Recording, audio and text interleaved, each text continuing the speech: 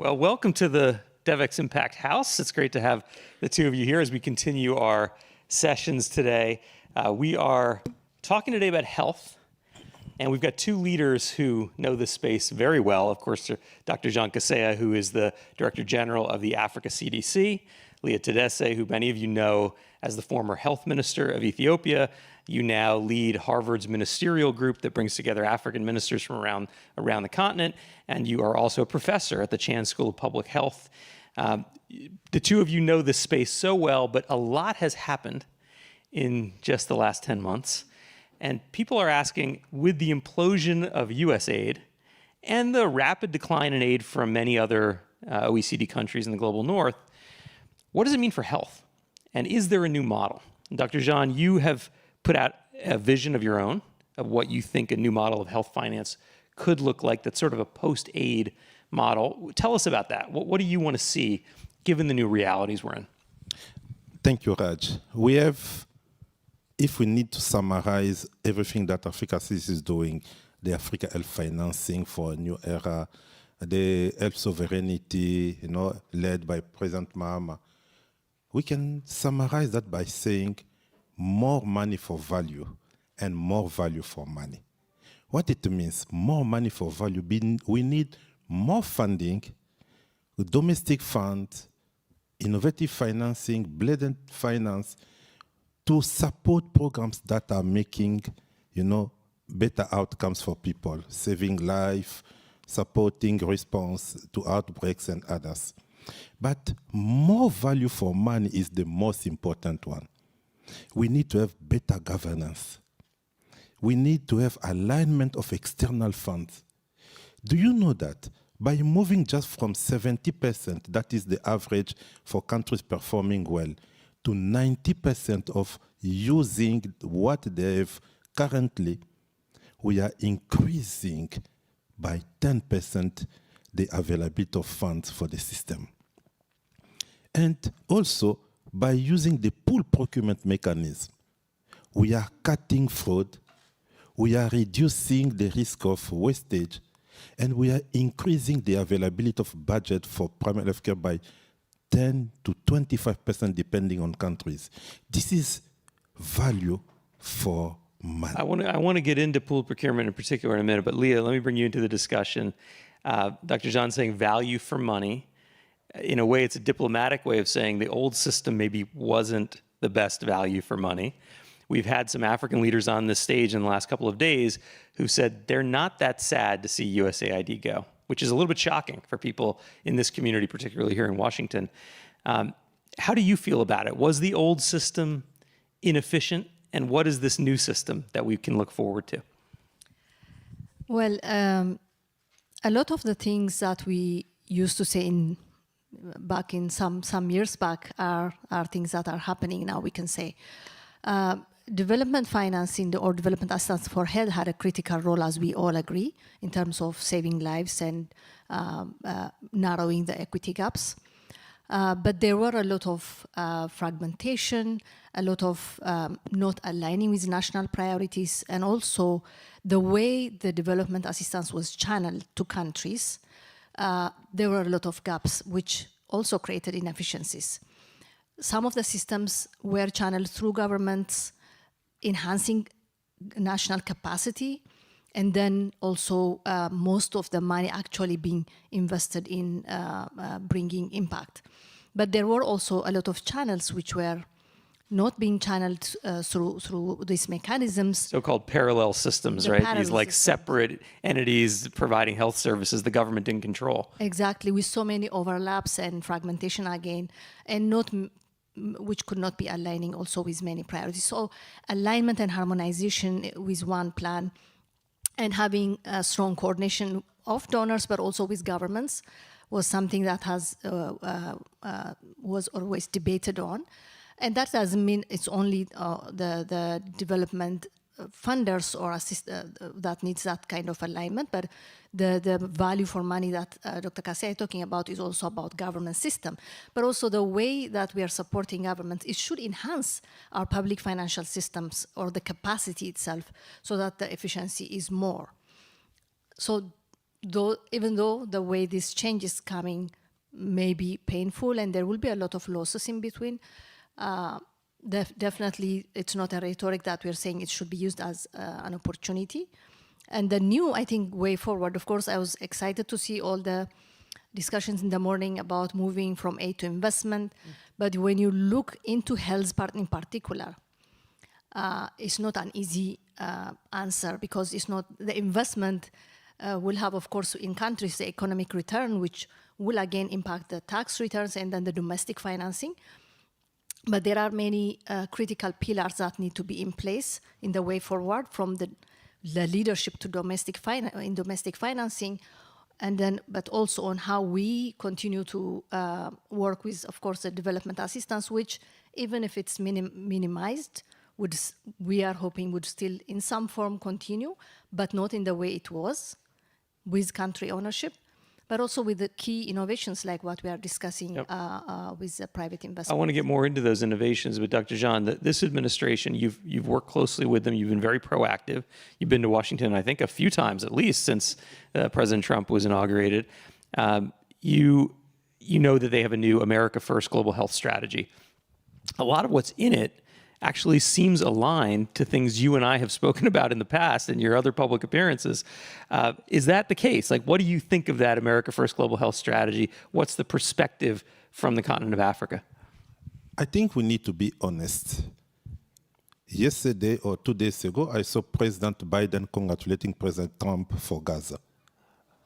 Me, I have also to congratulate the US government for listening from us.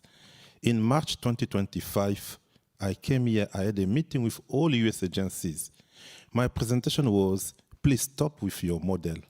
Start to empower countries, start to send money directly to countries, but make them also accountable. They have to contribute. And when countries start to contribute, we know that after a number of years, there will be ownership, and there will be an exit plan from this aid, as we are talking about. But in addition to that, we need to invest local manufacturing and another programs where we can make a return on investment. When I saw the America First Global Health Strategy, I say, this is a response to our call. Yes, there is still room for improvement. The room for improvement is, first, at global level, our partners, they have to talk to each other. I start to see a number of global actors willing to have the same approach without talking to each other. Some of them coming with grants, others coming with loans, others coming with a combination of loans and grants. And that one will confuse countries with a number of conditionalities. This is the first one. But the critical one, we are going to countries based on what? What is critical is countries to have an integrated and solid, well-costed strategic plan, investment case, compact, call it as you want. Without this one, all of this investment will just be wastage of resources. Do you think the time frame is realistic? I think in the plan they talk for just a relatively few years before they want to see many countries transition from continued U.S. health aid to having their own domestically funded programs. Is that a realistic plan given the countries you know so well in the region? I can say yes and no. For some countries, do you know currently we just have 6 countries in Africa having a costed strategic plan towards SDGs? 6. Then, how do you want to build a strong program with countries without strong and costed strategic plan? But let me also shock you. We don't need more than 40% of money we're receiving before. If we have an integrated plan, if we have strong governance, and if partners, they come to be aligned to the national plan, we don't need more than 40%. You're saying 60% of the money was effectively being wasted. Yeah. Leah, there's been a lot of modeling and projections in the health space saying that the cuts to aid are going to lead to millions of deaths. I mean, that's what the Lancet talks about, 14 million people who would have lived and who will die because aid was cut in the way that you described so rapidly. in the conversations we've had on this stage about moving from aid to investment, often we're talking about sectors that are a little bit easier to envision making that transition. Things like renewable energy, where it's easier to imagine getting private investment for a revenue-generating energy farm. In this space, it's a bit more complicated. And are you concerned that health aid was such a big part of what the U.S. government was doing, such a big part of what USAID was doing, that we will see a really big decline in health outcomes before we get back on maybe some positive track that these compacts could take us to? Well, yes, of course, the concern, I would be concerned in those numbers, although we are yet to see how many, but would still expect that there will be a lot of lives that will be affected because it's a drastic change. And it's not just the US government. There have been declines of funding from other countries in Europe, and it would have an impact because we didn't have a well-planned transition.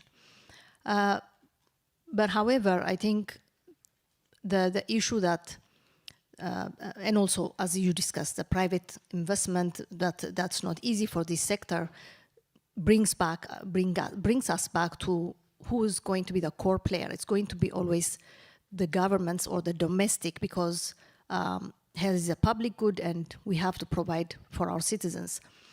So the players like the multilateral, the multilateral organizations and support would have a critical role to play also in this kind of transition, where and also it has to be context-specific, country-specific. Some countries are in very fragile situations where we would need more aid, and including humanitarian support. And in some countries, they may be able to have bridging this kind of challenge that they are facing now through the domestic resources and other private and philanthropies, and also private sector investment. However, we are going to see these kinds of challenge. But the opportunity is, for example, when we've been talking a lot about domestic financing.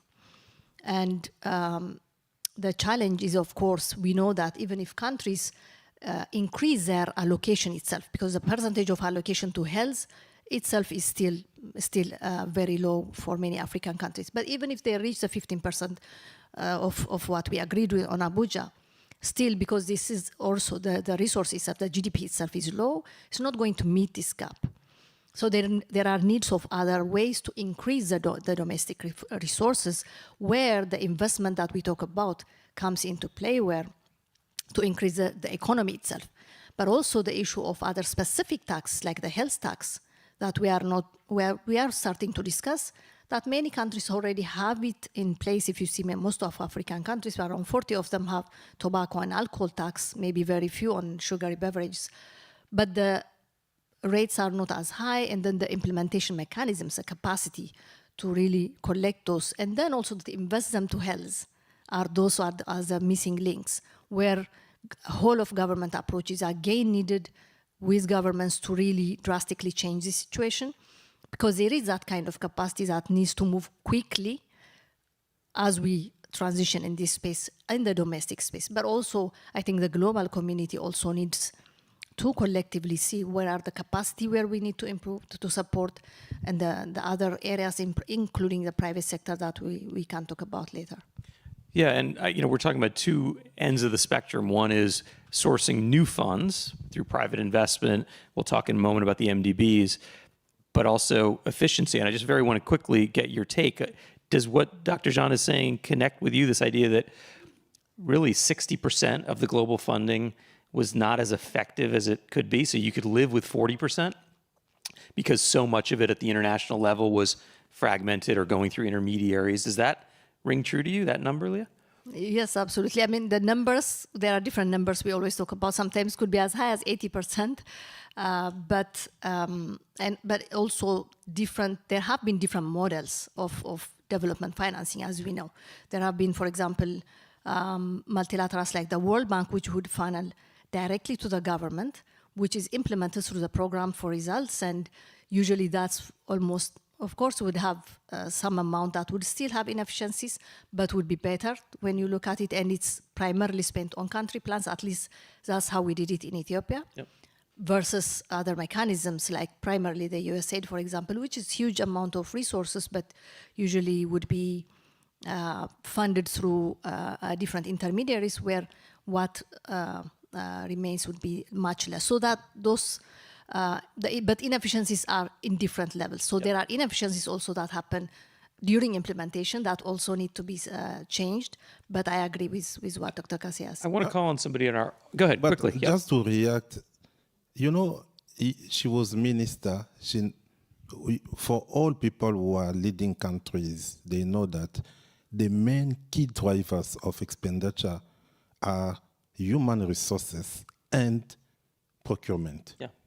And you'll see in many programs, procurement could be between 60 to 70%. This is also where we have a lot of issues. Botswana, the president declared the state of emergency to stop with middlemen because Botswana was wasting between 70 to 75 of resources for commodities because of corruption. You know, what we are saying in Africa today, we need better and well-costed plan. We need to reduce fraud, mostly on procurement issue. We have ghost staff. We need to cut them. If we have a pool procurement mechanism, like currently Africa CDC launched the African pool procurement mechanism, we are supporting Namibia and Botswana. We are decreasing the price by more than 70%. You can see, and this is a concrete example we are doing for Botswana and Namibia. And you can imagine this money that we are creating, that will go back to primary health care. If now we have funding from external partners, better aligned, we are making more value for money. We've got one contribution from the floor to help push us a little bit. Samantha Diamond is here, who's a vice president at the Clinton Health Access Initiative. Maybe you can make yourself known and we'll bring a mic to you. There you are. Okay, great. Thank you. Irish, thank you. And thank you both so much for the contributions. I'm Sam Diamond. I lead our health systems work at the Clinton Health Access Initiative. I really appreciate this discussion has been about moving from sort of the patchwork to country-led transformation. CHAI has advisors working with ministries of health right now on identifying what is the true gap after taking into account the inefficiencies and how do you need to upgrade systems and how do we finance that, leveraging IDA and private capital. I think the question I have really for Dr. Leah is Ethiopia has always had a plan and very clear country mechanisms. As you said, we've been talking about aid alignment for a very long time. It's nice now to hear that there's more momentum here. But I know that the Ethiopian government has been doing this and trying this. So can you highlight positive examples of how further alignment of the limited funding that's left could look? And also what barriers you faced when you did have a plan and you did have clear mechanisms? Thank you. In terms of, I think, the examples, one key example I would give is that Ethiopia was intentionally trying to drive donors into the same plan, what we call one plan, one budget, and then in 2008 actually had established a pool fund mechanism, which we called it MDG pool fund, later SDG, where many donors would actually channel their funds into that pool fund, which the government was managing, the Minister of Health was managing. And this was not just coming, but it was around the national plan, which really helped. This included the World Bank, a component of the Global Fund for Health System Strengthening, and other donors like UK, Netherlands, and few others. And this really helped especially strengthen the primary healthcare system, including expanding infrastructure, training health workforce, but this is a government investing with that aligned budget. So we've been trying to expand this and include new donors to these funds. A few years back, the Gates Foundation started to add a small amount, although they primarily invest through the partners. So it was starting to expand. And we've been trying to negotiate with the US government as well to start supporting through this fund. And the discussions were there, although it didn't happen. So I think strengthening such kind of mechanisms, alignment mechanisms for different countries, and we were having a platform through the Global Financing Facility to really expand this experiences to many countries. So it really brought a lot of efficiency and again value for money, and building also work on building lasting systems also. I think that's the other key that usually is missing, where we're doing vertical programs which may be needed in some cases in terms of addressing high burden issues, diseases, but we have to do it while we're building the health systems in a lasting way that the government can run after that. Dr. Jean, I want your thoughts on this, but I also want to make sure you address the fact that we're here during the World Bank annual meetings. I know you're very engaged with the bank. What do you want to see the multilateral development bank system do on health? Because if bilateral aid is coming way down, that seems the reality, maybe it's going to continue to go down. What do these institutions have to do to step up, and how do we change the picture of health financing that in a way that's more inclusive of their tools? We are talking about fragmentation at global level. And this is what I hope I will address today. We have a meeting of global leaders from Belgium, New York, Berlin, and Washington. The message is consistent. Talk to each other. Try to know exactly how much do we have and how we are investing that. But 5 major points if we want to succeed. Everything must be under a strong national plan. Second, we need to have a strong digital agenda at country level. That one will also cut costs, will give more efficiency. Third, we need to have pool procurement mechanism. That will help us to collect more than 30% and save money. And fourth, we need to have more increase domestic finance using also some new taxes. DRC now, they create a tax, 2% of all goods imported are dedicated to health sector, giving $1.4 billion. But you know, by doing that, and we have alignment of our global partners, we know exactly what they are funding, for how long, more predictability. This is the success that we are hoping to have in Africa. Yeah, we had earlier on the stage Samaila Zubairu, who's the president of the Africa Finance Corporation. He says, you know, we've got to focus more on our own domestic finance in Africa. There's $4 trillion of assets on the continent that can be tapped. And you're adding to that picture the taxation opportunity, including taxes on, you know, sugary foods and things like that, which create an opportunity. Leah, what is the picture for the philanthropic community? So if bilateral aid is going to come way down, and the MDBs and the DFIs are going to play more role in bringing in private investment, and governments are going to stand up and do more domestic resource mobilization, what do you want to see the big foundations do? The Gates, but others, the many big foundations working in the health space. Of course, there's a lot that the philanthropy can do, but in terms of the focus of, there's still a need to fund some of the critical gaps in some of the countries in health, especially in fragile situations. But I think the 2 other things I would highlight would be, one is supporting global functions, like especially the access to global public goods. Because this, even if we are transitioning in this space and we want countries to take more strong leadership and lead through domestic financing, there are things that need our global support for access to vaccines and other technologies, new drugs. Those will not easily come accessible to countries unless there is support through such philanthropies and including, of course, the multilaterals, but the philanthropies would have a lot of stake in this. And the second piece would be, again, to also support the growth in the private investment, it could be in the blended financing. Of course, we know that in the healthcare space, still there is limited ones, and the balance between the profits and the public health goods is a challenge. But if they can also step up in that space in terms of bringing more investors through, it could be risk guarantee or technical support or others, that can also play at least a catalytic role in terms of filling that gap and growing the private sector and the overall landscape of things. Yeah, it's a market shaping moment. That's something Chai works a lot on, and it's a disrupting moment in our space. But hopefully there is a new normal, a new future we can work toward that actually leads to better health results. We're out of time, but very quickly from you, Dr. Jean, what's next from Africa CDC in this space? What should we be watching for? 2 aspects. First, country-led and second, regionally coordinated. Country-led because country they need to build strong systems to prevent outbreaks. We are talking about life of people. And countries, when they have strong mechanisms, when they have predictability on funding, domestic or external funds, based on the plan, that is a winning part. But regionally coordinated because when an outbreak starts, we need to have a regional response.